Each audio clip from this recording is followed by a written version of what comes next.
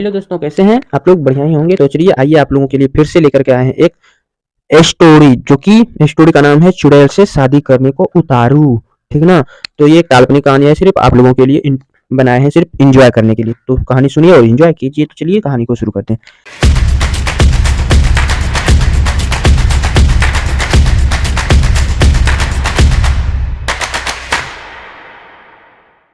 ये देखिए, ये जो है एक सत्य और आंखों देखी घटना है। हमारा गांव जो है मधेपुरा जिला में पड़ता है। यह उस समय की बात है जब गांव में 18 से 19 साल की उम्र में सब लड़कों की शादी हो जाती थी। उनमें से एक मेरा मित्र रमाकांत भी है। उसकी शादी जो है 3 साल पहले हो चुकी थी और अब उसका गौना भी आ गया था। उसकी बीवी बहुत निडर थी और इसको जो है निडर इसलिए रहा हूँ कि उसकी निडरता एक दिन बहुत भारी पड़ गई थी। 3 से 4 साल पहले तक गांव की अधिकतर औरतें सुबह सुबह उठकर लोटा लेकर नित्य क्रिया के लिए कोई खेत में तो कोई खुले में मैदान में जाती थी। वो भी जब गांव के पुरुष लोग सो रहे हो तब जाती थी। कुछ दिन बीत गया तो अब रमाकांत को एक सुंदर सी बेटी हुई। बेटी अभी 8 महीने की थी। उस समय उसकी बीवी सुबह सुबह अकेले उठकर खेत में चली गई और अपने सासू माँ को या फिर अपनी जेठानी को भी नहीं जगाया, वह अकेले ही चली गई।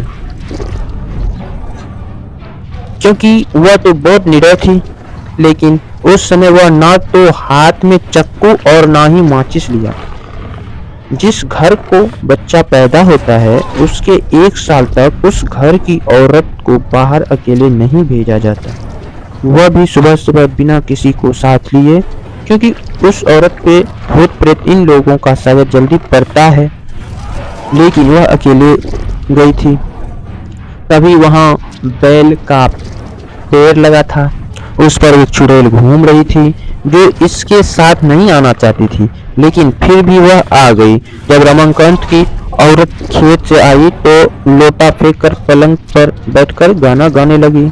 बगल में ही खाट पर लेटी हुई उसकी बच्ची जोर जोर से रो रही थी, लेकिन वह तो गाने में व्यस्त थी, इसलिए उसे सुनाई नहीं दिया। इतना देखकर रमाकांत चिल्लाने लगा कि बेटी को उठाओ, क्या तुम्हें सुनाई नहीं दे रहा है कि वह रो रही है? फिर भी बीवी ने जवाब नहीं दिया। तब तक रमाकांत की भाभी आ गई और वह समझ गई कि यह कौन है और रमाकांत को इशारा किया कि जाओ दादाजी को बुला लाओ।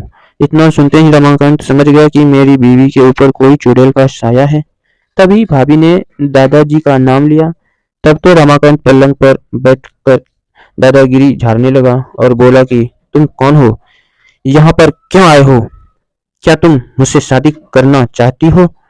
तब तक गांव की कुछ औरतें और कुछ पुरुष मजा लेने के लिए इकट्ठा हो गए। चुड़ैल ने कहा कि मुझ में तुम्हें क्यों दिलचस्पी हो रही है?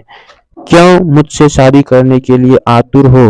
तो रमाकांत छट से बोला कि मैं कुछ काम धंधा तो करता नहीं, लेकिन अगर तुम साथ रहोगी तो धन दौलत लाती रहोगी। चुड़ैल ने हंसकर बोला, ऐसा कुछ नहीं होता। हमारे में भी कोई ना कोई मुखिया जरूर रहता है जो धन दौलत की रखवाली करता है। तुम चाहो तो हमारी दुनिया में चलो, तब मैं तुम्हें सब कुछ दूंगी, पर अभी नहीं, क्योंकि तुम जीवित हो। रमाकांत समझ गया कि अब मेरे हाथ कुछ नहीं आने वाला है, तो उसने बोला कि ब्राह्मण परिवार में आते हुए तुम्हें डर नहीं लगा? और नीचे बैठे हुए सब लोग मजे लेते हंस रहे थे। तब तक दादाजी भी आ गए और बोला कि यहाँ से सब लोग हट जाओ और अपने अपने घर जाओ। इतने में रमाकांत की बीवी भी पलंग से नीचे उतरकर फिर सिर पर पल्लू डाल दिए और चुड़ैल भी चली गई। तब रमाकांत मन ही मन बड़बड़ाने लगा कि इनको भी अभी आना था।